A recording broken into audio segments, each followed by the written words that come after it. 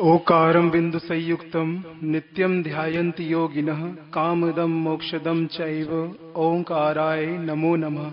अविरल शब्दगनोग प्रक्षालित सकल भूतल कलंका मुनिभिरूपस्य तीर्था सरस्वती हरुतनो दुरितम्।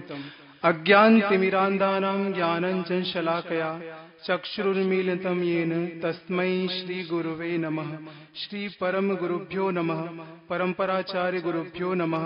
सकल कलुष विध्वंसकं श्रेयसां परिवर्धकं धर्म संबंधकं भव्य जीवमनः प्रतिबोधकारकमिदं शास्त्रं श्री इष्टोपदेश नामधेयम्। अस्य मूल ग्रंथ कर्तारः श्री सर्वज्ञ देवाः तदुत्तर ग्रंथ कर्तारः श्री गणधर देवाः प्रतिगण देवाः तेषां वचोनुसारमासाद्य पूज्य श्री पूज्यपाद देवेंद्र विरचितम् इदं शास्त्रम्।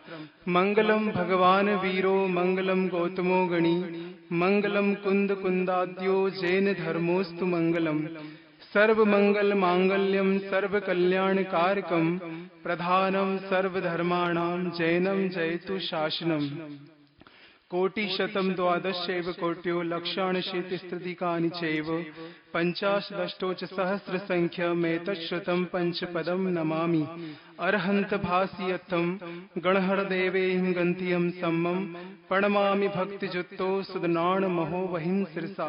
इच्छामि भन्ति सुदभक्ति काउसगकोतस्सालोच्यं अंगोवंग पैणे पौडे पर्यम्य सुत प्रणमामि ओगपुब्बगचुलिया चैव सुत्तथै थै धम्मकायं शयनंचकालम अंचेमि पूजेमि वंदामि नमसामि दुःखको कम्मको वोहिलाहो सुगै गणं समाय मरणं जिनगुण संपत्ति हो मजम। नमोस्तु आपराणिक स्वाध्याय वेलायां श्रीमद आचार्य भक्ति कायोत्सर्गम करोम्यहम्।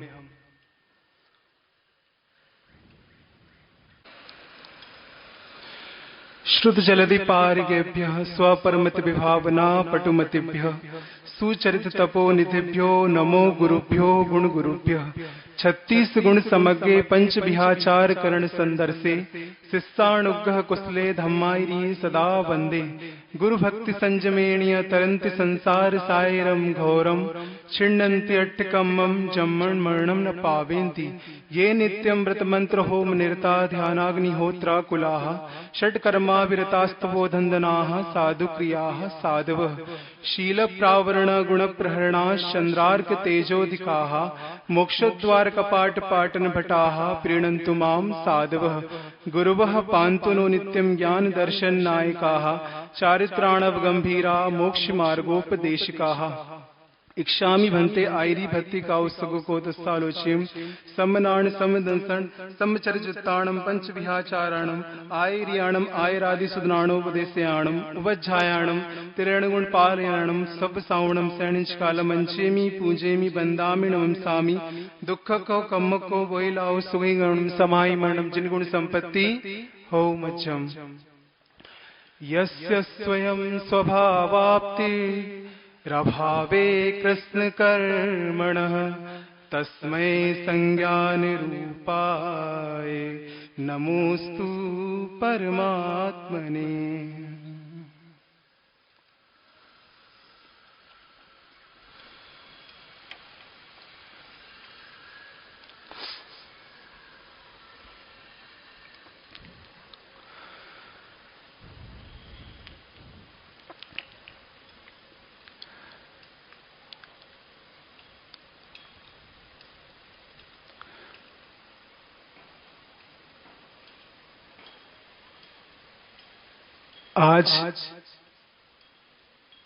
आज ही नहीं विगत 6-7 दिन हो चुके हैं। यह दूसरा चरण प्रारंभ हो गया इष्टोपदेश ग्रंथ का।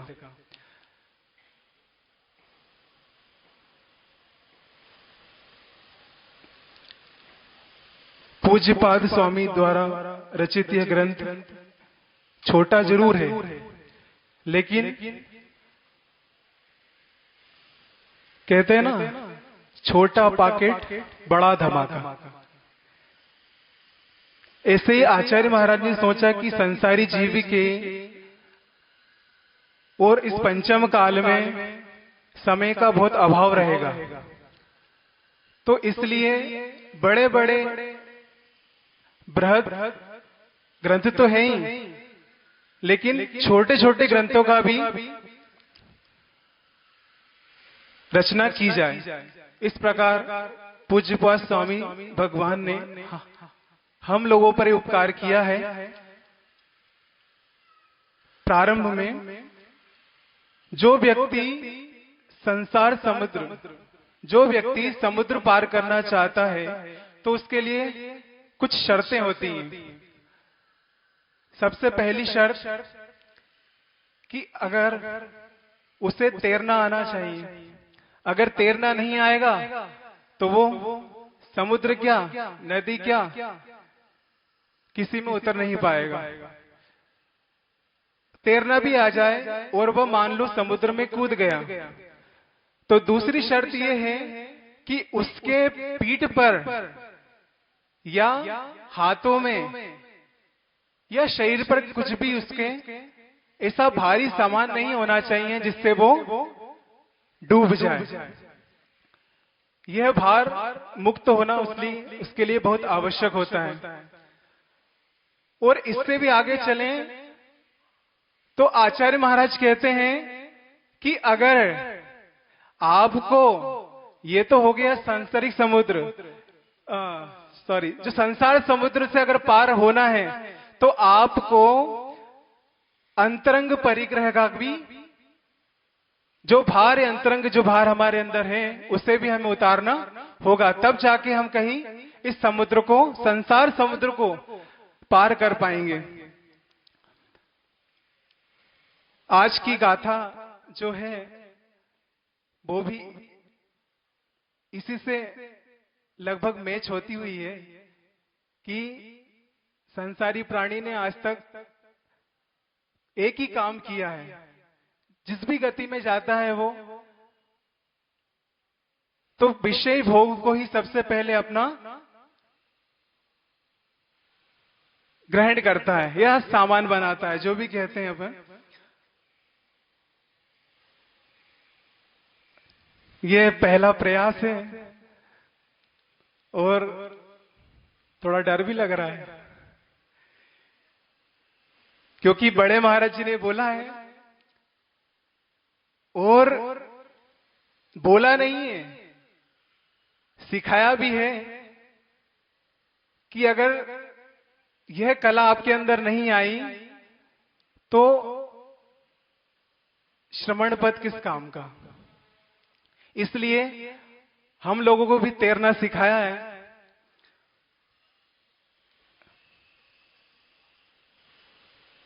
बड़े महाराज जी कहते हैं किनारे पे मत बैठे रहो, किनारे पे बैठकर कुछ काम होने वाला नहीं है। वास्तविकता तो यह है कि गुरु कृपा से ही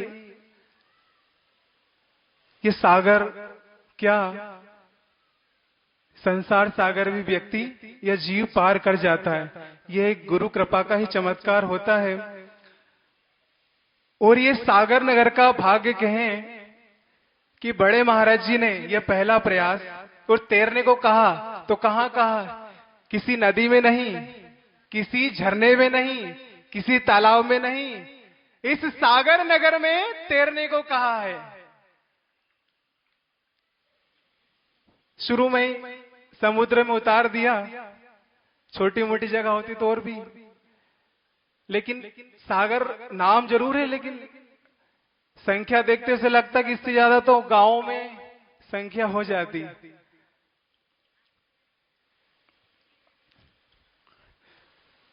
सभी भव्य आत्माएं यहां विराजमान हैं और अपना, जिससे कहना चाहिए, मौलिक समय का सदुपयोग जो होना चाहिए वो सबसे अधिक सागर वाले समय का सदुपयोग कर रहे हैं। और सर्वाधिक लाभ अगर किसी को मिल रहा है तो इस सागर नगर वालों को, क्योंकि बड़े महाराज जी सुबह क्लास, उसके बाद में प्रश्न सागर महाराज जी की, और दोपहर में भी श्रावकों को चेन्नई। तो उन्होंने बोला कि महाराज जी दोपहर में भी हमें कुछ मिल जाए। बड़े महाराज जी तो वैसे ही करुणावान हैं, उनकी करुणा तो सभी प्राणियों पे आप देखते ही हैं कैसे बरसती है। इतने बड़े हैं लेकिन लघुता इतनी कि सागर बूंद समा है, इतना। तो इष्टोपदेश ग्रंथ का आप स्वाध्याय वाचन सुन रहे हैं, और जो समय इतना गहरा, जिस समय में क्या होता है, खर्राटेदार नींद आती है, उस समय में हम यहां पर जागकर और सदुपयोग कर रहे हैं, ये भव्य प्राणी का ही कार्य होता है। ये आपकी रुचि बताती है, भले ही संख्या कम हो, लेकिन रुचि बताती है कि भव्य प्राणी का ही एक कार्य होता है। इस तरह से आप लोग सुन रहे हैं। अच्छा, एक चीज और पूछ रहे हैं, आपको समझ में तो आ रहा है? आ रहा है ना? हाथ उठा कर रहे हैं जी, आ रहा है। तो समझ में तो बैठने से आए या नहीं आए, क्योंकि एक बूढ़ी अम्मा जैसी भी हालत हो सकती है। एक दृष्टांत है, हम सुना दे तो थोड़ा सा हम भी फ्री हो जाएंगे। कि एक पंडित जी मंदिर के बाहर प्रांगण में स्वाध्याय करा रहे थे। वहां पर उनका डेली का काम था कि वो स्वाध्याय कराते थे, सभी लोग भी आते थे वहां पर, महिला वर्ग, पुरुष वर्ग भी रहता था। वहीं पर सबसे लास्ट में एक बूढ़ी अम्मा बैठी रहती थी, और बड़े ध्यान से डेली, अब 80 के ऊपर तो क्या सुनेंगी वो, पर सुनती थी, क्योंकि भव्य की पहचान होती है, क्योंकि उनको रुचि थी। अब सुनती सब थी लेकिन समझ में कुछ नहीं आता था। तो पंडित जी इसको रोज देखते थे कि अम्मा रोज बैठ जाती है आके, और पूरी शुरू में बैठती है, इसका आखिरी में सब चले जाते हैं, तब जब उठकर जाती है। अब पंडित जी ने सोचा कि क्यों ना आज बूढ़ी अम्मा को थोड़ा छेड़ा जाए, मतलब पूछा जाए कि इतने दिनों से आप यहां बैठे हो तो आपको क्या समझ में आ रहा है। तो पंडित जी तत्वार सूत्र का अध्ययन करा रहे थे, और तत्वार सूत्र में चौथे अध्याय का वो वाचन कर रहे थे। तो उसमें आता है कि नरकों में रत्न प्रभा पृथ्वी होती है। उसकी विशेषता बता रहे थे वो, कि वहां रत्नों की आभा होती है, रत्नों की समान पृथ्वी होती है। अब अंत में सब समाप्त हुई क्लास। उसके बाद में वो पंडित जी ने अम्मा से पूछा, अम्मा आपको जाना है रत्न प्रभा पृथ्वी में? तो अम्मा बोली, अरे पंडित जी काहे को मजाक कर रहे हो, ये रत्न प्रभा पृथ्वी हम जैसे मूर्खों को थोड़ी मिलती, ये तो आप जैसे विद्वानों को मिलती है। पंडित जी के होश उड़ गए, वो पंडित जी का मजाक महंगा पड़ गया। तो ऐसी स्वाध्याय के दौरान ऐसी चीजें हो जाती हैं। इसलिए अम्मा बैठती थी, बहुत अच्छी बात थी, समझ में नहीं आया जो भी आया, लेकिन अगले भाव में अपने यहाँ व्यवस्था भी है कि जाति स्मरण, अगले भाव में वो काम आएगा, भले ही आपको समझ में आए या नहीं आए, उसको बड़े भाव से, बड़े पवित्र परिणामों से सुनना। ऐसी एक और घटना उसको भी सुनाई दे, क्योंकि अभी कमरे में बैठे थे, 1-2 दिन पहले की बात है। तो वहां पर एक व्यक्ति हमारे पास बैठे थे, एक महिला आई और उन भैया से कहने लगी कि हम भी क्लास में आने लगे हैं। तो उन्होंने बोला कि हाँ बहुत अच्छा, आना चाहिए। तो शायद उन महिला की हल्दीराम की एजेंसी होगी। तो उन भैया ने उस महिला से कहा कि आपके हल्दीराम में इतनी वैरायटी नहीं मिलेगी जितनी स्टोप देश में यहां पर मिल रही है। तो ऐसी चीजें हमें बड़े, ये तो सारी व्यंग्यात्मक चीजें हो गई, लेकिन हमें इस ग्रंथ को बड़े भाव से और पवित्र परिणामों से ग्रहण करना है। पिछली गाथा में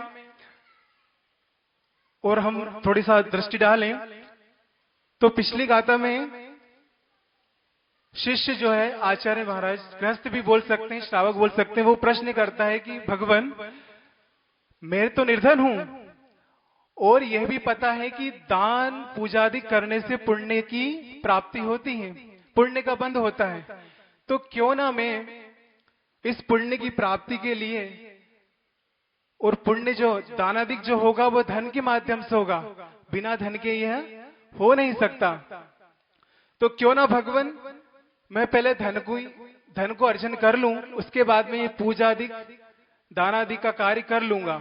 तो आचार्य कहते हैं, आचार्य उसके मनोभावों को समझ जाते हैं और कहते हैं कि पहले आप कीचड़ में क्यों लिप्त हो रहे हैं, कीचड़ में लिप्त क्यों हो रहे हैं, और कीचड़ में लिप्त होकर उसके बाद में स्नान करेंगे, इससे अच्छा है कि आप कीचड़ लगाओ नहीं। दानादि क्रियाएं जो होती हैं वो धन के माध्यम से ही होती, इतना आवश्यक नहीं है, ये भी जरूरी है लेकिन अति आवश्यक नहीं है। आचार्य भगवान उसके मनोभाव को समझ गए कि ये क्या चाहता है, तो शिष्य कहते हैं कि धन के लिए, धन तो आपका एक बहाना है, आपको करना और कुछ है। धन के अर्जन से आप दानादिक तो कुछ अंशों में करोगे, लेकिन उसके माध्यम से जो आप विषय भोगों में फंसोगे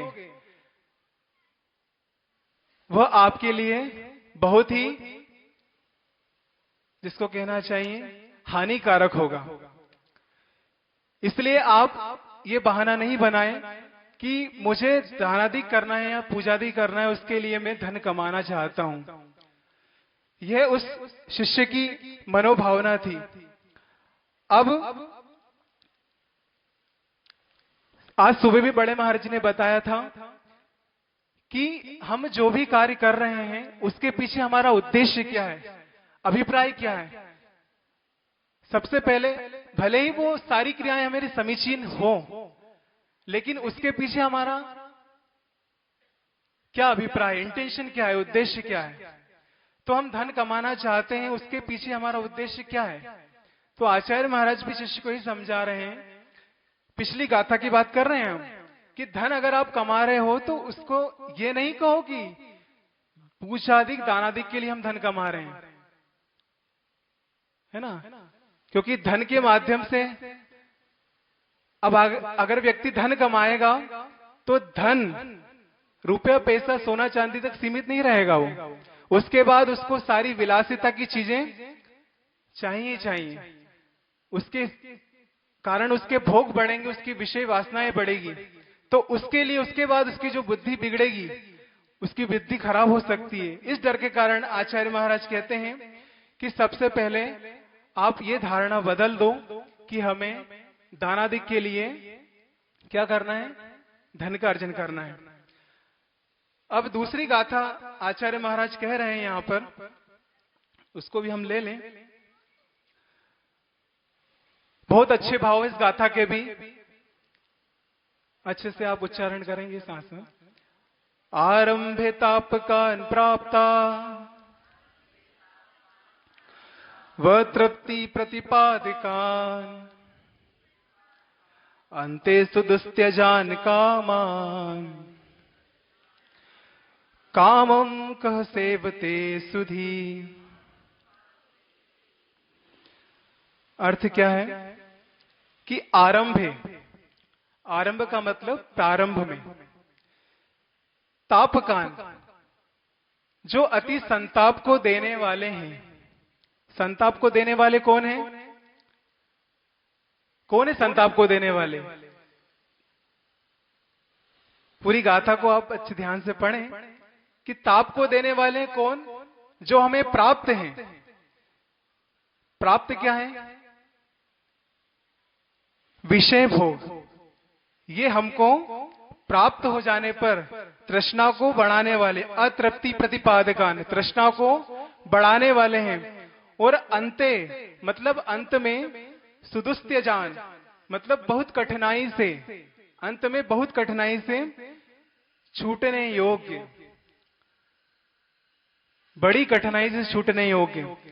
तो बोल रहे हैं कामान, कामान का मतलब विषय भोगों को कह सुधी, कौन बुद्धिमान पुरुष कामम, कामम मतलब बड़ी रुचि से सेवते सेवन करता है। यह हुआ गाथा का अर्थ। अब हम प्रारंभ करते हैं। प्रभु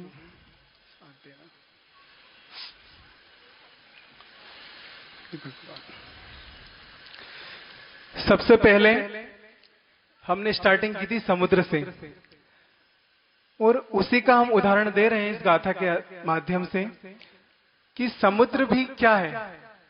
सबसे प्रारंभ कह रहे हैं, सबसे पहले क्या पद आया गाथा में? आरंभे, मतलब प्रारंभ। जब समुद्र सोचता है कि मुझे समुद्र बनना है, तो सबसे पहले क्या थिंकिंग होती है उसकी? कि मैं बड़ा बनूं। यह उसको एक संताप का कारण बना, मतलब प्रारंभ में तापकान, यह संताप उसे पैदा हुआ सबसे पहले कि मैं बड़ा बनूं। अब मुझे बड़ा बनना है तो क्या करना होगा? जितने भी नाले, नदियां, तालाब, तलैया, सबको अपने में समाहित करना होगा। उसके लिए वो क्या करेगा? सभी से पहले याचना करेगा, मतलब मांगेगा कुछ ना कुछ। तो उसके लिए वो, उसे मांगने पर भी ताप होगा और अपने आप को छोटा समझेगा, है ना? याचना करेगा। अब जब बस समुद्र नदियों नालों को इकट्ठा करके और अपना एक बड़ा रूप ले लेता है, तो उसके पास क्या, एक महाजल सत्ता, जिसे कहना चाहिए महान जलाशय का रूप वो ले लेगा। उसके बाद में अब उसकी क्या विशेषताएं होगी कि उसमें अमूल्य रत्न निधि भी हमें मिल जाएगी।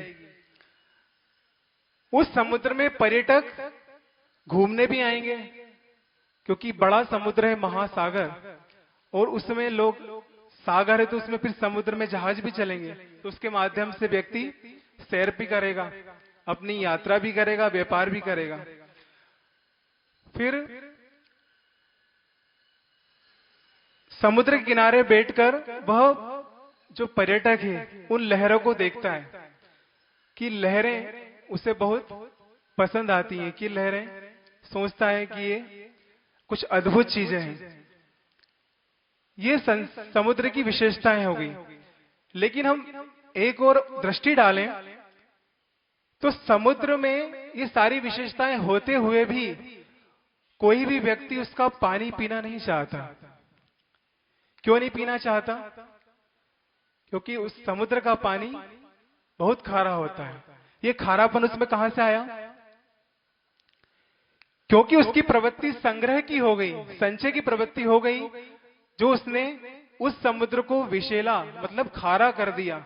उससे व्यक्ति कितना भी प्यासा क्यों न हुआ, वो प्यास से मर जाएगा, लेकिन समुद्र का पानी पीना स्वीकार नहीं करेगा। थोड़ा और आगे चलें तो उसमें व्यक्ति चाहे कि मैं थोड़ा शीतलता प्राप्त कर लूं और इस समुद्र में नहा लूं जाके, तो वो समुद्र में नहा भी नहीं सकता। क्यों नहीं सकता? क्योंकि अगर समुद्र में उतर गया तो उसे सारे शरीर में खुजली शुरू हो जाएगी। ये खारेपन की विशेषता होती है। तो वो उस समुद्र में नहाना भी नहीं चाहता। क्यों नहीं चाहता? ये आपको बता ही चुके हैं पहले कि उसकी प्रवृत्ति, उसकी वृत्ति इस प्रकार की हो गई है। और तीसरे नंबर पर उस समुद्र के किनारे अगर कोई व्यक्ति शांति से ध्यान लगाना चाहे तो ध्यान लगाने भी नहीं बैठ सकता। क्यों? क्योंकि उसे डर, भय बना रहता है कि अगर कोई मगरमच्छ दिख गया या कोई भी प्राणी, केकड़ा वगैरह उसको दिख गया तो ध्यान तो दूर, अब ध्यान में वही आएगा कि हमें मगरमच्छ दिखा है, तो उस किनारे पे ध्यान में लग सकता। ये सब बता रहे चीजें कि संग्रह का परिणाम, संचय। उस समुद्र के जीवन में इतना संग्रह आया तो उसकी यह दुर्दशा हुई है। उसी के विपरीत हम लेते हैं किसी नदी को, तो नदी हमेशा बहती रहती है, वह कभी अपने जल को संचय नहीं करती, संग्रह नहीं करती, उसके पास किसी प्रकार का परिग्रह नहीं मिलेगा।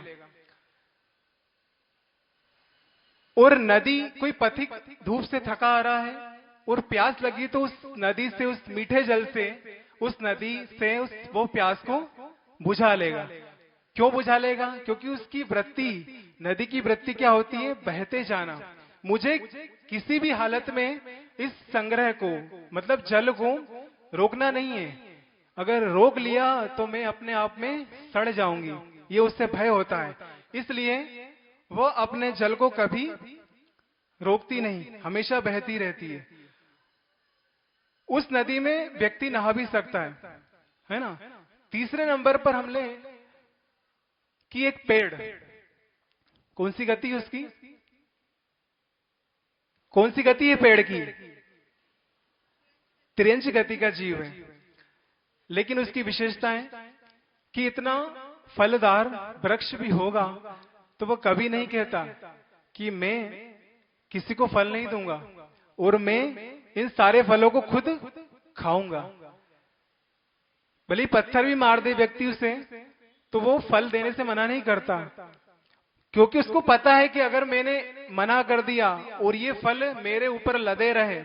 एक वृक्ष में, जैसे आम का वृक्ष ले लें, उसमें कितने मोर आते हैं और फलों की तो कोई संख्या नहीं है। अगर मैंने फल ये नहीं निकाले अपने शरीर से, तो मैं इस धराव पर धराशाही हो जाऊंगा। इसलिए वो फल भी देने से कभी मना नहीं करता। उसकी वृत्ति, ये क्यों बता रहे हैं? क्योंकि आज का मानव बहुत अंधकार में जी रहा है, इसलिए उसको इन चीजों का उदाहरण देना बहुत आवश्यक है। अगला उदाहरण ले लें हम किसी गाय का, तो गाय भी ये कभी नहीं कहती मीठा मीठा दूध कि मैं कभी किसी को दूध नहीं दूंगी, क्योंकि उसे भी डर है, उसे भी भय है कि अगर मैंने संग्रह कर लिया तो मैं मृत्यु के मुख में पहुंच जाऊंगी। इसलिए वह कभी मना नहीं करती इस चीज का, संग्रह परिग्रह नहीं करती। लेकिन मनुष्य ऐसा प्राणी है संसार में कि उसके पास कितनी ही चीजें हों, संसार की समस्त वस्तुएं भी आ जाएं, तो वो कभी नहीं, उसके मुख से नहीं निकलता कि बस अब तो बहुत हो गया। वह और की जो भूख है वो हमेशा उसकी बनी रहती है। उमा स्वामी भगवान ने तत्वार सूत्र में एक बहुत अच्छा सूत्र तो सारे ही अच्छे हैं, छोटे छोटे सूत्र हैं और बड़े प्यारे प्यारे हैं। उन्होंने सूत्र दिया है, भव्वारम परिग्रहत्वम नारकस्या युषा, कि बहुत आरंभ और बहुत परिग्रह कौन सी गति का कारण बनता है? नरक गति का कारण। तो महाराज जी, इसमें कोई बड़ी बात नहीं है, हम तो ये करते ही आए हैं हमेशा से, कोई नई बात इसमें हमें नहीं लगती कि नरक आयु का बंद हो जाए, क्योंकि हमें तो इसकी आदत पड़ गई है। ये मनुष्य कहता है, क्यों कहता है? क्योंकि उसकी अज्ञानता बोलती है, वो कभी थकता नहीं इन चीजों से, और की भूख उसकी बनी रहती है।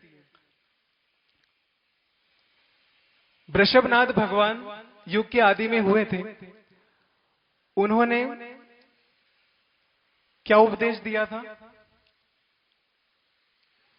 सबसे पहला उपदेश उनका था कि चार पुरुषार्थ के बारे में भगवान ने कहा था। चार पुरुषार्थ कौन से? सबसे पहले रखा उन्होंने धर्म पुरुषार्थ को, बाद में दूसरे नंबर पर रखा अर्थ पुरुषार्थ, तीसरा आया काम पुरुषार्थ और चौथे पे उन्होंने रखा मोक्ष पुरुषार्थ। चार पुरुषार्थ। इसके अलावा उन्होंने उपदेश दिया षटकर्म, असी मसी कृषि विद्या वाणिज्य और शिल्प, ये षटकर्म का उपदेश दिया। अब हमें सोचना है कि आदिनाथ भगवान ने सबसे पहले उपदेश दिया धर्म पुरुषार्थ। धर्म पुरुषार्थ हमें करना है, क्योंकि उन्हें शायद पता था कि आगे आने वाली स्थिति बहुत खराब होने वाली है, इसलिए धर्म पुरुषार्थ का उपदेश पहले देना आवश्यक है। तो उन्होंने धर्म का उपदेश दिया, क्योंकि आदमी के जीवन में, व्यक्ति के जीवन में अगर धर्म होगा तो वो सारी क्रियाएं उसकी संतुलित होगी और व्यवस्थित होगी। धर्म पुरुषार्थ को हम क्या लेंगे? जैसे कोई मिथ्या दृष्टि है, समझ लें हम धर्म पुरुषार्थ को भी। समय भी काफी हो रहा है, धीरे धीरे बढ़ते जाना है। तो सबसे पहले मिथ्या दृष्टि है, सम्यक दर्शन को प्राप्त करेगा। तो भगवान बता रहे हैं कि धर्म पुरुषार्थ में आपकी उत्तरोत्तर सुख बढ़ता ही जाता है। मिथ्या दृष्टि सबसे पहले दर्शन मोहिनी की छपड़ा, क्षय क्षयोपशम उपशम जो भी है उसका करके और वो सम्यक दर्शन को प्राप्त करेगा। अब उसने क्या किया? अनंत संसार का विच्छेद कर डाला। फिर थोड़ा और उसके जीवन में विकास होता है तो वो पंचम गुण स्थान में भी प्रवेश पा लेता है, अणुव्रति बन जाता है, जिसको हम कहते हैं देश संयम गुण स्थान में प्रवेश करता है। तो उसके क्या हुआ? अब उसके जीवन में और सुख की वृद्धि हुई उत्तरोत्तर। ये हम तुलनात्मक अध्ययन कर रहे हैं क्योंकि हमें धर्म पुरुषार्थ के बाद अर्थ पुरुषार्थ को भी समझना है। उत्तरोत्तर वृद्धि हुई। अब वृद्धि हुई तो उसे उसके अंदर परिणामों में इतनी विशुद्धि बढ़ी कि वह सोचता है कि अब मुझे महाव्रती बनना है। वैराग्य उसके अंदर उत्पन्न होता है। जब वैराग्य उत्पन्न हुआ तो उसने महाव्रत के व्रत भी अंगीकार किए, छठे स्थान में प्रवेश पा लिया। अब उसके सुख का क्या कोई तुलना नहीं, उसके सुख की बढ़ता गया और बढ़ रहा है उत्तरोत्तर सुख। उसके बाद में उसमें 7वें 8वें श्रेणी में प्रवेश कर गया। अब सुख की जो वृद्धि है, वृद्धिगत होता जा रहा है उसका सुख। आगे जाके सहयोग केवली, अयोग केवली भी वो बन गए और अंत में जो देखो अब इस सुख की वृद्धि कहां तक, अंत में ये सुख धर्म पुरुषार्थ कहां से शुरू किया था और कहां जाकर वो प्रभु बैठ जाते हैं मोक्ष सिद्ध शिला में, और अनंत सुख का अनुभव वो अभी कर रहे हैं।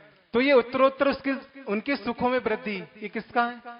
भगवान ने सबसे पहले रखा था धर्म पुरुषार्थ को। अब दूसरे नंबर पर हम लेते हैं सबसे मुख्य और जिसका सबसे ज्यादा दुरुपयोग किया है इस काल में इस मनुष्य प्राणी ने। कहने को तो ये बहुत समझदार प्राणी हुआ करता है, 5 इंद्रिय और एक मन इसे गिफ्ट में मिला, उपहार स्वरूप इतना बड़ा। भगवान ने इसके ऊपर इतनी अनुकंपा की, लेकिन अर्थ पुरुषार्थ के मायने इसने बदल डाले। भगवान ने अर्थ पुरुषार्थ का उपदेश क्यों दिया था? वो इसलिए दिया था कि उस काल में, उस युग में कल्प वृक्ष की व्यवस्थाएं होती थी। जब अंत समय में कल्प वृक्ष खत्म होने लगे तो भगवान ने सब हाहाकार मच गया सब प्राणियों में। तो सब दौड़े दौड़े आते हैं भगवान के पास, वृषभनाथ प्रभु के पास, कि भगवान अब तो बहुत समस्या आ पड़ी है, पहले तो हम इतने सुखी थे और अब हमें समझ में नहीं आ रहा क्या करना। तो भगवान ने उस समय धर्म अर्थ पुरुषार्थ का उन्हें उपदेश दिया था। अर्थ पुरुषार्थ के माध्यम से आप अपने आजीविका का, कोई भी आजीविका उसे आप शुरू कर सकते हैं। उस आजीविका के माध्यम से आप क्या करेंगे? अपने परिवार का पालन पोषण भी करेंगे और उसके बाद में उसी आजीविका के माध्यम से आप पूजादि दानादि भी उस द्रव्य से कर सकते हैं। इसलिए भगवान वृषभनाथ प्रभु ने यह धर्म अर्थ पुरुषार्थ का उपदेश दिया था। लेकिन हमें अब ये देखना है कि इस मनुष्य ने उसका कितना दुरुपयोग किया। इसने 4 कषायों होती हैं, क्रोध, मान, माया और लोभ। तो लोभ की वृत्ति इसकी अनादि अनंत काल से चली आ रही है, ये छूटी नहीं है। तत्वार सूत्र में उमा स्वामी महाराज ने दूसरा सूत्र भी दिया है। आप बोल रहे हैं कि महाराज जी आप तो सूत्र सूत्र सूत्र पे सूत्र दिए जा रहे हैं। अभी पर्युषण पर्व दूर है, उसमें टाइम है, आएंगे धीरे धीरे, आ रहे हैं विषय पे। कौन सा सूत्र है? क्षेत्र वास्तु हिरण्य सुवर्ण धन धान्य दासी दास कुप्य भांड प्रमाणातिक्रमा। ये तत्वार सूत्र मोहम्मद स्वामी महाराज ने दिया था कि मनुष्य दो प्रकार के परिग्रह बताए हैं। एक तो अंतरंग परिग्रह और बाह्य परिग्रह। तो बाह्य परिग्रह का संचय वो भी अर्थ पुरुषार्थ के माध्यम से ये दुरुपयोग कर रहे हैं मनुष्य, उसके बारे में बता रहे हैं। किससे दुरुपयोग किया है कि सबसे पहले हम गाथा का एक पद लें कि गाथा में आया है आरंभे तापकान प्राप्त। तो ये आरंभ में ताप को देने वाले क्यों होते हैं? तो व्यक्ति अपनी शुरुआत करता है और सबसे पहले आपको ध्यान हो तो शिष्य ने क्या प्रश्न किया था कि भगवान आचार्य महाराज से पूछा था कि मैं धन का अर्जन किस लिए कर रहा हूं? कि मुझे दानादिक देना है, पूजादिक करना है, इसलिए मैं धन का अर्जन कर लेता हूं। लेकिन इतना स्वार्थ इसके जीवन में आ जाता है कि धर्म पुरुषार्थ को करते करते ये अपने भोगों और विषयों में उसकी पूर्ति के लिए उसका उपयोग करने लगता है। तो सबसे पहले व्यक्ति अपनी जीवन की शुरुआत करेगा तो वो क्या करता है? उसको आजीविका का साधन चाहिए, तो वो सबसे पहले शुरुआत करेगा व्यापार की। अब व्यापार उसके माइंड में आ गया, दिमाग में क्या आया है कि सबसे पहले मुझे व्यापार करना है, क्योंकि आगे और भी व्यवस्थाएं होगी। तो उसके लिए अब वह संतापित हो रहा है। संताप उसको वैसा नहीं है, लेकिन उसको तनाव तो आएगा कि मुझे अब कुछ करना है। तो सबसे पहले वो क्या करता है कि व्यापार को शुरू करने के लिए एक जमीन, जिसे भूमि कहते हैं, उसको देखना। अब उस भूमि को उसने खरीद लिया, जैसे तैसे जैसी भी पूंजी उसने लगाई। अब उस भूमि पे उसने क्या किया कि एक छोटा सा व्यापार शुरू किया। छोटा सा व्यापार शुरू किया उसने। अब देखना उसकी आसक्ति, उसका लोभ किस स्तर पर जाता है और धर्म की क्या दुर्दशा करता है, वो हम देखेंगे। अब उसने सबसे पहले छोटी सी दुकान खोली, उसका व्यापार पुण्य भी साथ दिया, तो उसका व्यापार खूब चलने लगा। अब पहले व्यक्ति जब व्यापार शुरू नहीं किया था, उसके पहले क्या करता था? मंदिर में जाएगा भगवान के पास, खूब नाग रगड़ी, अर्जी भी लगाई कि प्रभु मैं ये शुरू कर रहा हूं और भगवान मेरा काम बना देना। इससे बीतरागी भगवान इसके लिए बैठे हैं कि मुझे इसका ही काम करना है, बाकी और कोई काम तो है नहीं मुझे। तो खूब नाग रगड़ता है और सबसे पहले ब्रह्म मुहूर्त में क्या तो विद्वान उठेंगे और क्या ज्ञानी उठ पाएंगे। सबसे पहले ब्रह्म मुहूर्त में उठकर वो क्या करता है? स्नान करके मंदिर में जाता है, अभिषेक करेगा, पूजा करेगा, खूब माला फेरेगा और घंटों तक स्वाध्याय करेगा। ये उसकी दिनचर्या होती है। ये शुरुआती पॉइंट है, समझना। आप ये अर्थ पुरुषार्थ में वो जा रहा है, लेकिन पुरुषार्थ ना करके वो क्या करेगा? अब उसकी दुकान चलने लगी तो उसके अंदर लोभ की वृत्ति जागृत हो जाती है, जिससे कहते हैं आसक्ति का भाव। अब उसने सोचा कि अब छोटी दुकान से काम नहीं चलेगा, अब थोड़ा सा एक काउंटर खोला जाए। काउंटर खोल लिया उसने। अब काउंटर खोलने के बाद क्या करता है? धर्म में गिरावट आ रही है, देखना आप।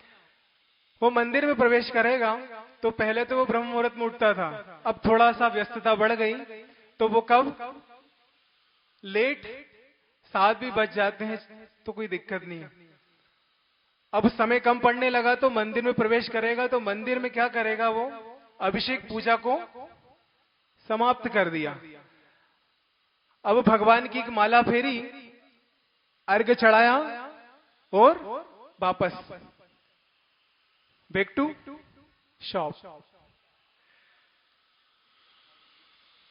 अब उसका लोभ और बढ़ रहा है, जैसे जैसे उसका लोभ बढ़ रहा है तो धर्म में उसकी गिरावट आती चली जा रही है।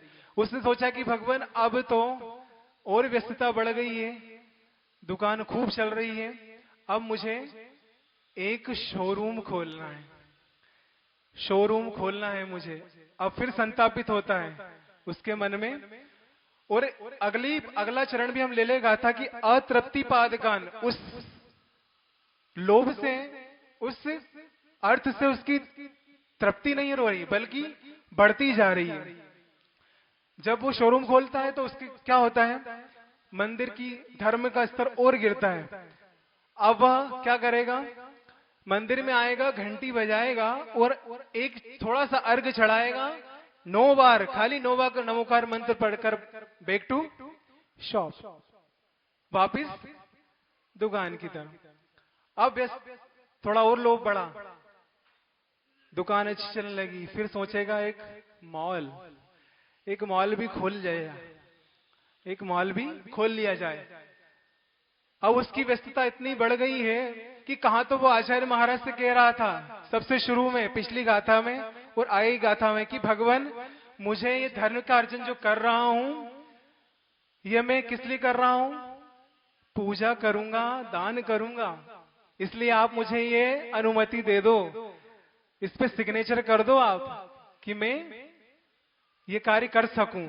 लेकिन आचार्य भगवान बड़े समझदार होते हैं, वो समझते हैं सागर वालों को कि ये किस लिए ऐसा कह रहा है। अब मॉल खोल लिया उसने, अब और व्यस्तता बढ़ गई है। अब क्या करेगा, अर्घ चढ़ाएगा, 9 बार नमोकार मंत्र और वापस। ये धर्म उसने अपने जीवन में धर्म का स्तर इतना गिरा लिया कि कहां तो वो कह रहा था कि भगवान मुझे धर्म करना है, इसलिए आप इसकी अनुमति मुझे दे दूं, लेकिन उल्टा ही हो गया। सबसे पहले अब 10 परिग्रह में सबसे पहले हो गया क्षेत्र का। दूसरे नंबर पर हम लें तो क्या आता है, वास्तु।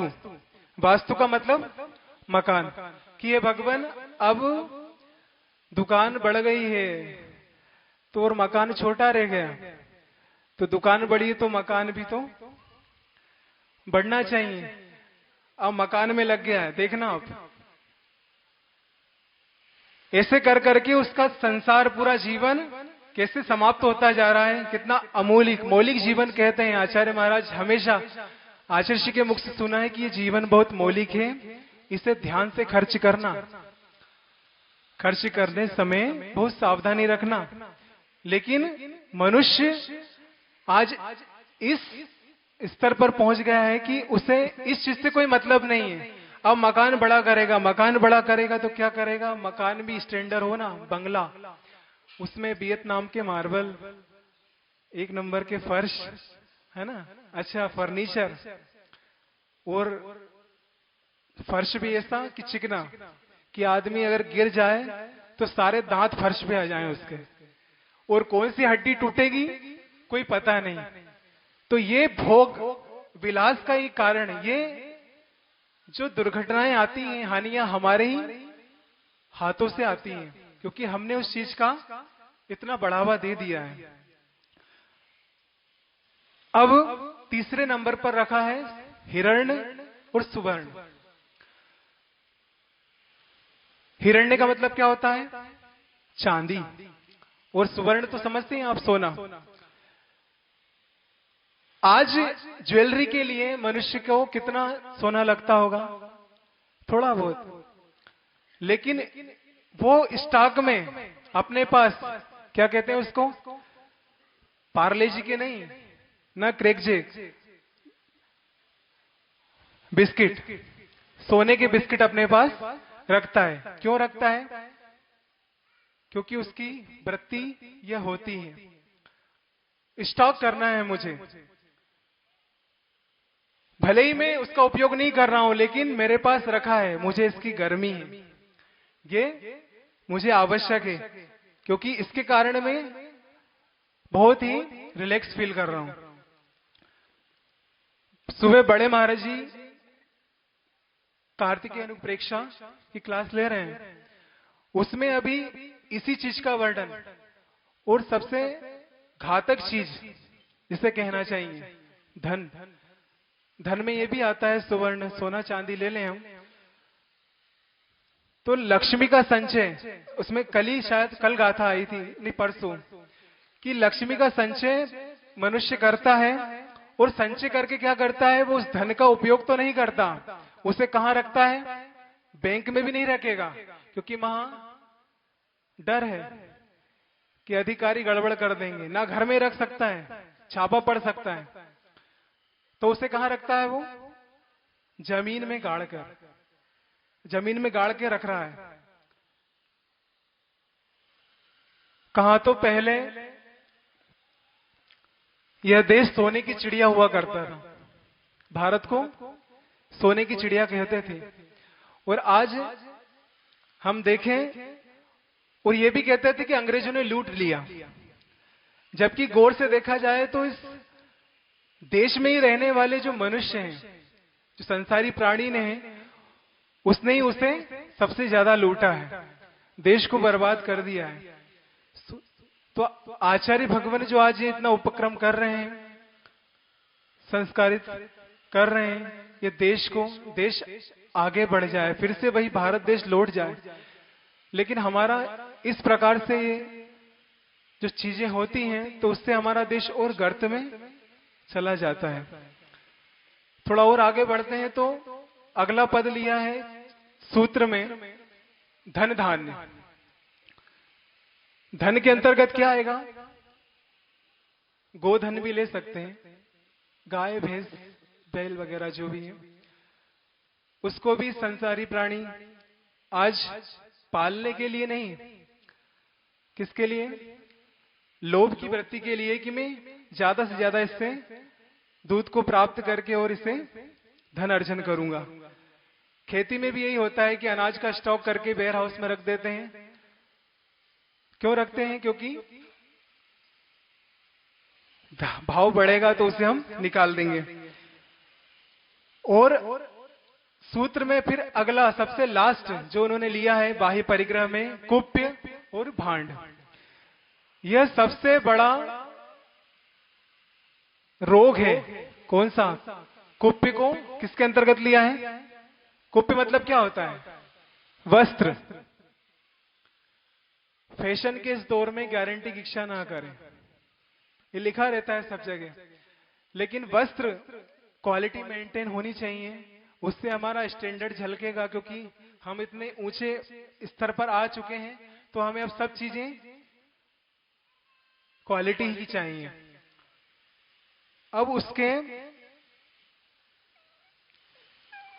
वस्त्र की कोई संख्या नहीं है, उसकी अलमारी में कि कितने वस्त्र भरे पड़े हैं, कई महीनों में कई दिनों में एक वस्त्र जो पहनता है उसका नंबर आता होगा, लेकिन फिर भी वो रखा है। ये संग्रह की वृत्ति। आगे और चले हम थोड़ा,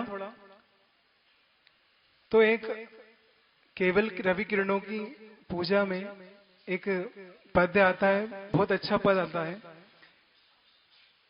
कि अब तक अगणित जड़ द्रव्यों से प्रभु भूख न मेरी शांत हुई।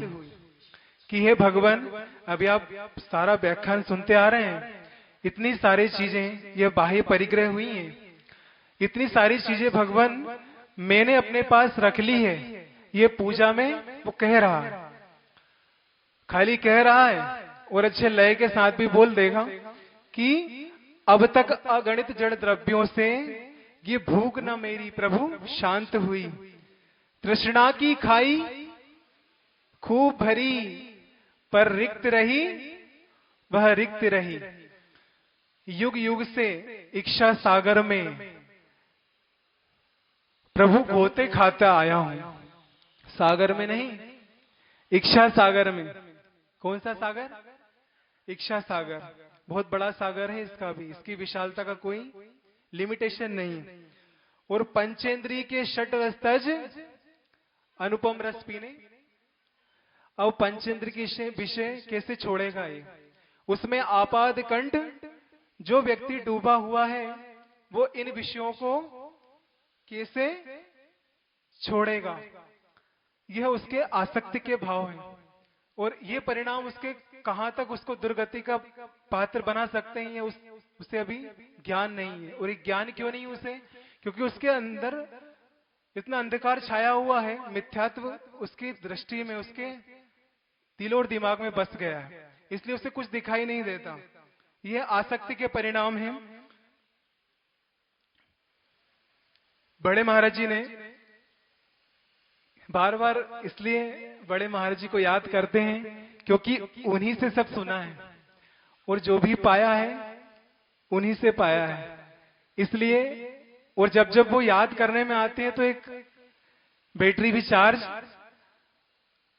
बढ़िया एक्साइट की बैटरी फुल चार्ज हो जाती है। तो बड़े महाराज जी ने अब क्लास के दौरान कहा था कि यह व्यक्ति मृत्यु के दाढ़ में, क्या मृत्यु के दाढ़ में फंसा हुआ है, बीचों बीच फंसा हुआ है, लेकिन उसको यह सुध नहीं। उसके बाद भी वह क्या कहता है कि कितना भी हो बस आने दो, इनकार का कोई नाम नहीं, मना कभी नहीं करता। एक दृष्टांत आपके सामने रख रहे हैं कि कहीं पढ़ने को मिला था कि एक सर्प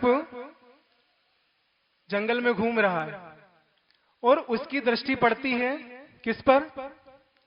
एक मेंढक पर।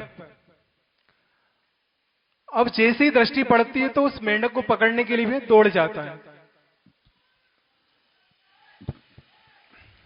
दौड़ता है और उसे झपटकर अपने मुख में ले लेता है, लेकिन मेंढक का पिछला हिस्सा उसके मुख में आ जाता है, सामने से नहीं, पिछला मुख। अब वह मेंढक क्या कर रहा था? जब तक वह सर्प नहीं था या उसको नहीं पकड़ा, उसके पहले वो क्या कर रहा था कि छोटे छोटे कीड़ों पतंगों को वो अपना ग्रास बना रहा था। जब उस सर्प ने उसको अपने दाढ़ों में फंसा लिया, पिछला हिस्सा, तब भी वह मेंढक का दृश्य देखिए कि उसकी आसक्ति किस सीमा तक पहुंची हुई है कि वह अभी भी उन छोटे छोटे कीड़ों और पतंगों को अपने मुख में ले रहा है। उसे यह सुध नहीं है कि मेरे पीछे, मतलब मेरा शरीर अब कुछ ही मिनटों में समाप्त होने वाला है। उसके बाद भी वह उन कीड़ों को, मतलब आसक्ति का परिणाम उसका कितना है। तो इस दृश्य से अपने जीवन में एक सुन के झटका तो लगता है, नहीं आता? थोड़ा सा वैराग्य आता है? हाउ तो बोलो। हाँ, ऊपर बैठने का ये फायदा होता है कि नीचे वाले जो सब देखने में आते हैं कि सुन रहे हैं कि सो रहे हैं। आचार्य जी ने एक बार प्रवचन में पूछा था, ये सुन रहे हैं? सबने बोला हाउ। दूसरी बार फिर पूछा आचार्य जी ने, क्यों आप लोग सुन रहे हैं? सबने एक स्वर में बोला कि हाउ। तीसरी बार आचार्य जी ने बोला सो रहे हैं? सबने एक स्वर में बोला जोर से हाउ। तो ऐसी चीजें भी हो जाती है। तो हमें समझना है, बीच बीच में इसलिए हम कहते रहते हैं कि थोड़ा सा आपका मन लगा रहे। आसक्ति का परिणाम भी ये, इतना आसक्ति का भाव हमारे अंदर होता है कि हम अपने जीवन इतना मौलिक और कितनी दुर्लभता से प्राप्त हुआ कि 4 गतियों में सबसे श्रेष्ठ अगर कोई गति है तो वो मनुष्य गति होती है। और उसमें भी भगवान ने उच्च कुल में जन्म दे दिया है ना। और उसके बाद इतना संयमित जीवन हमारा बन जाता है, उसके बाद भी हमारी इतनी आसक्ति के भाव हो, ये तो यही कह सकते हैं कि कर्म का ऐसा जोर होता है, यही जबरदस्ती होती है कर्म की, कि ना चाहते हुए भी व्यक्ति उस कार्य को करने पर मजबूर होता है, क्योंकि अनादिकाल के संस्कार उसके रहते हैं इस चीज में। आगे आचार्य महाराज कह रहे हैं कि धन का अभाव जब होता है व्यक्ति के जीवन में, क्या धन का अभाव होने से गरीबी आ जाती है? ये हम कह सकते हैं? पूछ रहे हैं हम कि धन का अभाव होगा तो ये कह दें कि हम वो गरीब हो गए, कह सकते हैं क्या? नहीं कह सकते, नहीं कह सकते। आगे का पद सुनिए आप, उसके बाद समझ में आएगा कि सबसे ज्यादा गरीब तो वो व्यक्ति है जिसके सामने तृष्णा लगी हुई है। धन का अभाव गरीबी नहीं है, जो व्यक्ति तृष्णा से ग्रसित है वह सबसे ज्यादा गरीब होगा। कैसे होगा? क्योंकि जिसके पास 1 रुपया भी है तो वो चाहता है कि भगवान मैं इसके 10 रुपए बना लूं, ये उसकी तृष्णा है। जिसके पास 10 रुपए होंगे तो वो सोचता है कि प्रभु इसको मैं 100 में कन्वर्ट कर लूं, 100 रुपए बना लूं। जब 100 रुपए भी आ जाते हैं तो तृष्णा उसकी शांत नहीं होती। देखिए अब बढ़ती जा रही है उसकी तृष्णा। तो वो कहता है कि भगवान मुझे अब 1000 रुपए भी इसको मेरे पास होते तो अच्छा होता। 1000 रुपए पे वो फिर लाख, लाख से करोड़, करोड़ से अरब, ये निरंतर उसका तृष्णा के कारण ये चीजें उसकी बढ़ती जाती है। ये मिडिल स्टेज हो गई है अपनी अतृप्ति पादकान, प्रतिपादकान, मतलब अतृप्ति से तृप्ति नहीं हो रही है किसी भी चीज में। आत्मानुशासन ग्रंथ में एक बड़ी प्यारी गाथा आचार्य भगवान ने दी है, उसे भी हम इसी तृष्णा के ऊपर उस गाथा को हम दोहरा लें, पढ़ लें तो अच्छा है कि आशा गर्तः प्रतिपाणी यस्मिन विश्व मणुपमम कस्य किम किय दायाति व्रथायो विषयेषिता। क्या अर्थ हुआ? आचार्य भगवान कह रहे हैं कि आशा गर्तः प्रतिप्राणी, कि तृष्णा रूपी खाई में प्रत्येक प्राणी क्या हो रहा है कि तृष्णा रूपी गड्ढा उसका इतना गहरा है कि वह उस जिसमें 3 लोक के, लोक ही नहीं आलोक का भी सारा वैभव किसके समान होता है, दिखता है? अणु के समान। सारा वैभव उसका क्या है? अणु के समान। और भगवान इस लोक में अनंत अनंत जीव हैं, तो अनंत अनंत जीव होते हुए भी किसको कितना मिल सकता है और कितना मिल जाए, यह आचार्य भगवान समझा रहे हैं कि ये तृष्णा की खाई, इस गड्ढे को एक बड़ा सा गड्ढा हमने बना लिया और उस गड्ढे को हमने जितनी भी संसार में भोग सामग्री है उससे भरना शुरू किया, तो वो गड्ढा तो एक समय बाद भर जाएगा। लेकिन ये तृष्णा रूपी अग्नि जो मनुष्य के हृदय में लगी है वह कभी शांत नहीं हो पाएगी। तो आचार्य महाराज यही समझा रहे हैं कि इस तृष्णा को भी हम अब धीरे धीरे समाप्त करें। एक दोहा आता है, शुरू में बहुत अच्छा भी लगता था, हम जब छोटे थे। उसमें एक गृहस्थ भी उस दोहे को अगर ध्यान रख ले, अगर दिमाग में रख ले, तो वो संत बन सकता है। घर पे रहकर भी वो साधु जीवन जी सकता है। कौन सा दोहा? कि प्रभु जी इतना दीजिए, प्रभु इतना दीजिए। वो प्रभु से प्रार्थना कर रहे हैं। किसी संत ने लिखा है, कबीरदास जी भी हो सकते हैं, तुलसीदास जी, हमें ध्यान नहीं है, पर दोहा बहुत पसंद था, आज भी है, कि प्रभु जी इतना दीजिए। वो कह रहे हैं कि भगवान मैं आपसे इतना ही चाहता हूं, ज्यादा नहीं चाहता, क्योंकि ज्यादा अगर आप दे देंगे तो मेरी बुद्धि दुर्बुद्धि में बदल जाएगी। मैं मनुष्य से त्रियंच का रूप ले सकता हूं, यह संभावना मेरे ऊपर बहुत ज्यादा है। इसलिए भगवान मुझे इतना ही देना, मैं ज्यादा नहीं चाहता। कि प्रभु जी इतना दीजिए जामे कुटुंब समाए। कितनी मार्ग की बात है कि भगवान जामे कुटुंब समाए, मतलब मेरा परिवार उसमें पालन पोषण हो जाए उस द्रव्य से, मुझे इतना ही दीजिए। और आगे क्या कह रहे हैं, प्रभु जी इतना दीजिए जामे कुटुंब समाए, मैं भी भूखा ना रहूं, साधु न भूखा।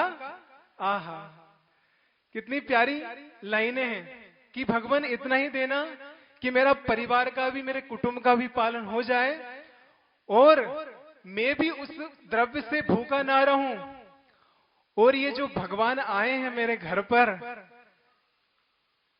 वो भी भूखे ना जाएं। बस मैं इतना ही चाहता हूं आपसे। इसमें कितने शांत परिणाम होंगे कि अगर इस दोहे को अगर जीवन में अगर व्यक्ति उतार ले तो वो कितना संतोष गुण का धारक हो सकता है। और ये सबसे बड़ा गुण कहा है, ये तृष्णा का प्रतिपक्षी है। तृष्णा का अगर प्रतिपक्षी लेंगे तो यही सामने आता है। सबसे पावरफुल चीज है संतोष। अगर संतोष गुण हमारे जीवन में आ गया तो हम इस भव से पार, ये गारंटी आचार्य भगवान लेते हैं। आप सिग्नेचर करा सकते हैं बिल्कुल, क्योंकि यह चीज हमारे जीवन में होना बहुत आवश्यक है। तो संतोष गुण भी हमारे जीवन में आना चाहिए। सुना था बनारसी दास जी एक विद्वान हुए हैं, उनकी कथा भी सुनी थी कि उनका नियम था, वो घर से सोच के जाते थे कि भगवान मैं दुकान तो जा रहा हूं क्योंकि मुझे जाना पड़ रहा है। किस लिए? क्योंकि मुझे परिवार का भी पालन पोषण करना है और अपना पेट भी भरना है। तो वह दुकान घर से जब निकलते तो इस नियम को लेके निकलते थे कि आज मैं इतना ही द्रव्य का अर्जन, मतलब इतना ही कमाई करूंगा। वह कमाई एक सेकंड में हो जाए। धन का मतलब, धन क्या कि मैं आज 500 रुपए ही, 100 रुपए, 200 जो भी उनकी हो, कि वो अगर प्राप्त हो गए बस मुझे उतना ही चाहिए। अब डेली सोच के जाते हैं और किसी दिन ग्राहक अगर आ जाता उनकी दुकान पर, ग्राहक तो डेली आते हैं, पर ऐसा ग्राहक भी आ जाता कि उस द्रव्य को वह पूर्ति एक बार में ही कर देता। तो बनारसी दास जी क्या करते हैं, बस द्रव्य उठाया और दुकान को ताला मतलब गिराकर और चले गए। उसी बीच में जब यह द्रव्य आ गया तो इस घटना है, सुनते हैं हम, सुनी है, अब याद भी नहीं आ रही, लेकिन थोड़ा थोड़ा उसको, कि एक ग्राहक आता है तो उससे मना कर देते हैं कि नहीं, अब मेरा काम हो चुका है, अब मुझे किसी चीज की जरूरत नहीं है।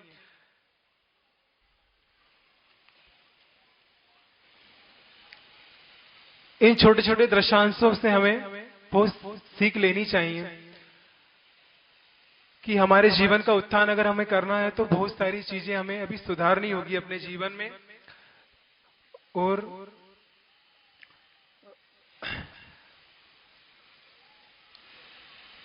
आज ये भी देखने में आता है कि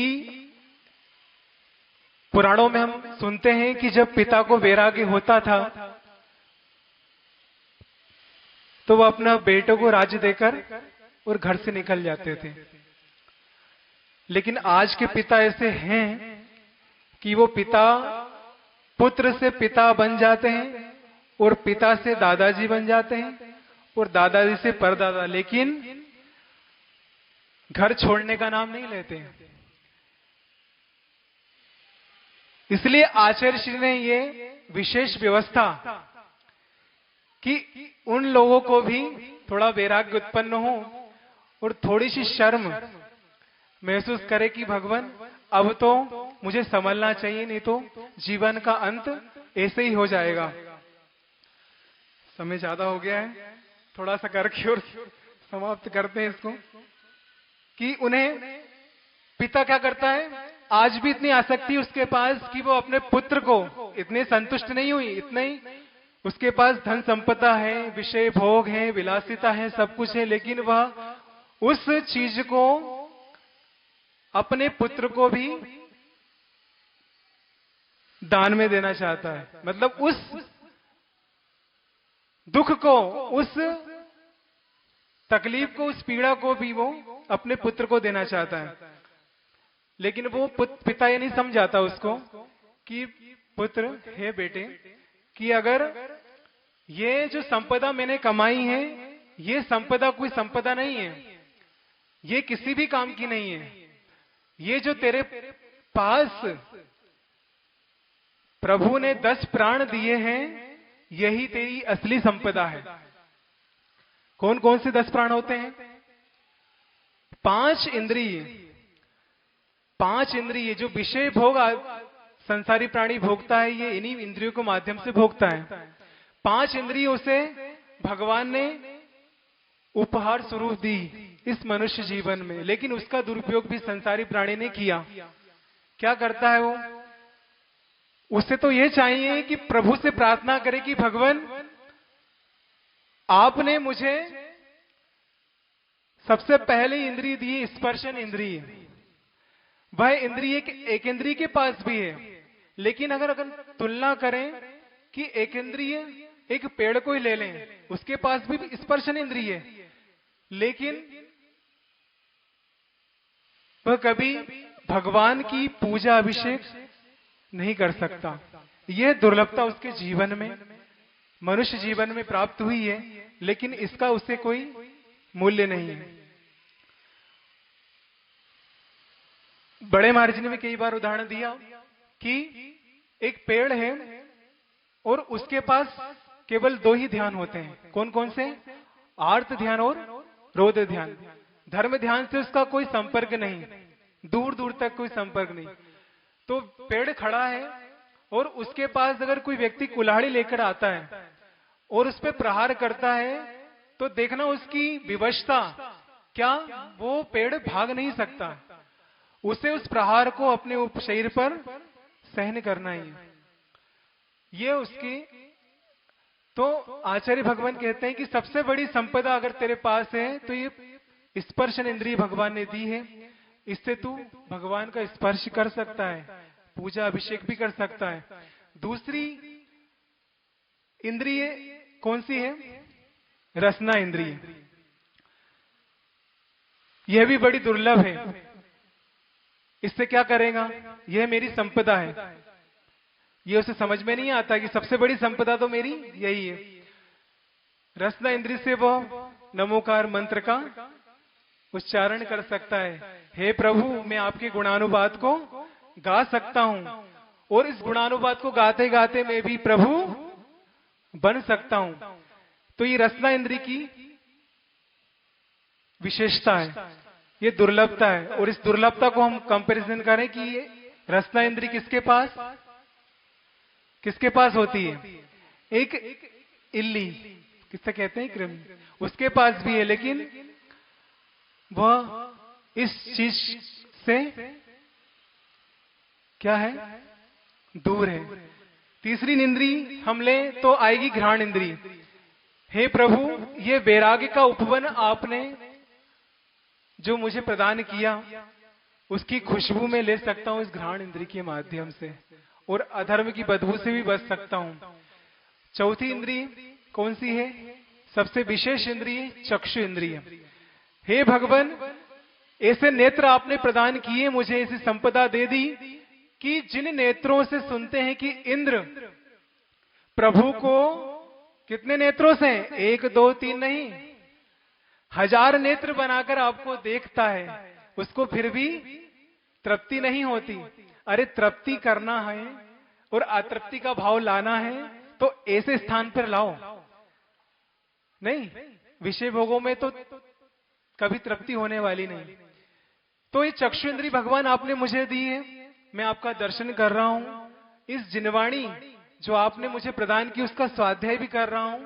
और तो और ऐसे पंचम काल में ऐसे गुरु भगवान दे दिए, उनके दर्शन भी मैं कर रहा हूं। दर्शन मात्र से पवित्रता आती है।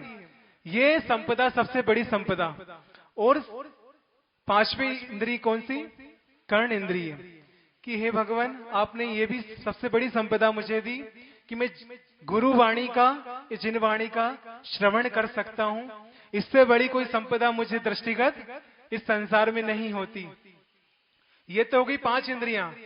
बस 5 मिनट इसको कर रहे हैं पूरा, ज्यादा समय हो गया है। 5 इंद्रियों के बाद में 3 बल दिए भगवान। ये संपदा सबसे बड़ी आपने दी। कौन से बल? प्रभु, आपने मुझे मन बल दिया। मन का बल मनों का होता है। आचार्य जी कहते हैं मन का बल मनों का। ये बल आपने दिया कि हे भगवान, अगर ये बल मेरे पास नहीं होता तो मेरे पास विवेक शक्ति नहीं होती, गुण दोषों का विचार करने की शक्ति मेरे अंदर नहीं आती। क्या अच्छा क्या बुरा इसका विचार भी मैं नहीं कर पाता और इन दोषों से नहीं बच सकता था। यह मन बल आपने दिया। और ऐसा संसार भौतिक चकाचौंध पंचम काल घोर कलयुग, इसमें भगवान मैं भटक सकता था, लेकिन ये बल मुझे आपने दिया। ये सबसे बड़ी संपदा मेरे पास है। दूसरे नंबर पर दिया भगवान वचन बल। यह बल सबसे पावरफुल, और इस बल का दुरुपयोग हम सबसे ज्यादा करते हैं। किसी का झगड़ा हो गया तो तू मैं और जमाने भर की, मतलब वर्षों पुरानी क्या, भावों पुरानी भी सारी कहानी रामायण महाभारत सामने आ जाती है। तो भगवान ऐसा वचन बल आपने दिया, मुझे संपदा दी है। इसका सदुपयोग आपके गुणानुवाद में, आपके प्रति अनुराग में कर सकूं। इससे वचनों का प्रयोग, इससे वचन बल मुझे आपने दिया। और सबसे बड़ा बल काय बल, तीसरा बल काय बल भी दिया प्रभु आपने, कि मैं क्या कर सकूं, खूब व्यापार कर सकूं, दुकान पे दुकान खोल लूं, नहीं, क्या कर सकूं? ये भगवान, ये संत जो मेरे नगर में आए हैं, इस काय बल से मैं इनकी भरपूर वैयावृत्ति कर सकूं। ये काय बल आपने दिया है। ये चौका जो आप लगा रहे हैं आज, ये किसके माध्यम से? काय बल नहीं होता तो आप लगा सकते हैं। और इतनी वैयावृत्ति आप करते हैं, जब श्रावक पड़गान करके चौके में ले जाता है, हम अपनी बात कर रहे हैं, और उसके बाद में जब वो प्रभु का, गुरु का गुणानुवाद करता है, तो हमें ऐसा अंदर से फील होता है, उस दृश्य को हम आंख बंद करके देखते हैं कि चारण रिद्धिधारी मुराज की पूजा इस समय चौके में हो रही है। ऐसे रोंगटे उस समय खड़े हो जाते हैं, रोम रोम पुलकित हो जाता है कि भगवान, ये वास्तविक वैयावृत्ति जो आप लोग कर रहे हैं, ये कायबल, ये सबसे बड़ी संपदा। अच्छा, अभी आप बैठे, बताना, आपके पास लाखों रुपए हैं, गहने पे गहने होंगे और वस्त्रों के ढेर लगे होंगे, लेकिन इसकी तुलना में कोई बड़ी संपदा आपके पास है? इससे बड़ी संपदा आपके पास है? अभी नहीं है। तो भगवान, आपको मैं बहुत बहुत धन्यवाद देता हूं कि ये कायबल आपने मुझे दिया। 5 इंद्रिय, 3 बल हो गए कितने? 8। अब बचा 2। 10 प्राणों की बात हो रही, ध्यान रखना, आप भूल नहीं जाना। कौन सा? हाँ, सागर के लोग बड़े विद्वान हैं।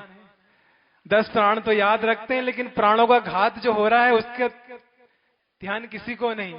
अरे भैया, उसका भी ध्यान रखना कि ये 10 प्राण भगवान आपने दिए तो मैं सत्कार्य में लगाऊं, है ना। अगला 9वां है आयु। हे भगवान, आपने मुझे आयु दी ताकि मैं पूरा जीवन सत्कार्य में लगा सकूं। आपके दर्शन मुझे डेली मिले, पूजन मिले, संतों का समागम मिले। अगर मैं बीच में ही अकाल मरण हो जाता, मान लो, तो इस सब से क्या वंचित हो जाता। तो आपकी कृपा है प्रभु। हाथ जोड़कर कह देना आज भगवान के सामने, हे भगवान, 3 लोक के नाथ, ये आपने मुझे आयु दी है, और ये आयु पूर्ण आयु के रूप में बदल जाए। आचार्य भगवान का जो उपक्रम है, कितनी लंबी सोच आचार्य श्री की, कि आपकी आयु बचा रहे हैं वो, कि अकाल मरण नहीं हो, आपकी आयु पूर्ण आयु में बदल जाए, इसलिए पूर्ण आयु का उपक्रम आचार्य ने किया। और अगला आता है कि प्रभु आपने मुझे सबसे बड़ी संपदा, ये भी सबसे बड़ी, हालांकि सभी बड़ी संपदाएं हैं, ये श्वासोच्छ्वास, सांसों की माला पे सुमरू में प्रभु आपका नाम, कि ये भगवान ये श्वास आपने दी है, ये श्वास आ रही है, तो आपसे इतनी ही प्रार्थना करता हूं कि ये भगवान ये श्वास जो मैंने ली है, इसमें मैं नमो अरिहंताणम इस मंत्र का उच्चारण करके, और जब ये श्वास में छोड़ूं तो नमो सिद्धाणम, ऐसी प्रभु आपने संपदा दे दी मुझे। अगर ये श्वास नहीं होती तो ये मंत्र इतना महान मंत्र है कि जो भवसागर केवली भगवान जिसका ध्यान कर ले तो मोक्ष को प्राप्त कर सकते हैं। ऐसी संपदा भगवान आपने दे दी कि अगर मैं श्वास लूं तो नमो आए रियाणम, और जब छोड़ूं तो नमो व छायाणम, जब श्वास लूं तो नमो लोए, और छोड़ूं तो सब साहुणम। ये श्वासोच्छ्वास ऐसी संपदा भगवान ने आपको दी है। तो प्रभु से हम ऐसी प्रार्थना करें कि भगवान आपने इतनी बड़ी संपदा मुझे दी है, और आसक्ति में, इस तृष्णा में फंसकर मैं इस जीवन का समापन नहीं कर दूं। हे प्रभु मुझ पर इतनी कृपा करना। आचार्य भगवान समझा रहे हैं सागर वालों, और आपका पुण्य है कि एक नहीं 2 चातुर्मास सागर में बड़े महाराज जी के, और 4 साल भर के अंतर में नहीं, एक साथ पिछली 3-3.5 महीने एक चातुर्मास तो उसका मान लो, और ये अगला चातुर्मास, ऐसे 2 चातुर्मास आपको पुण्यशाली तो है, पुण्य की सत्ता लिए हैं सागर वाले, इसका सदुपयोग भी करें। इसी प्रार्थना के साथ अहिंसा परमो धर्म की, बोधि समाधि परिणाम शुद्धि, स्वात्मोपलब्धि शिव सौख्य सिद्धि, चिंतामणिम चिंतित वस्तु दाने, त्वाम वंदे मानस्य ममास्तु देवी।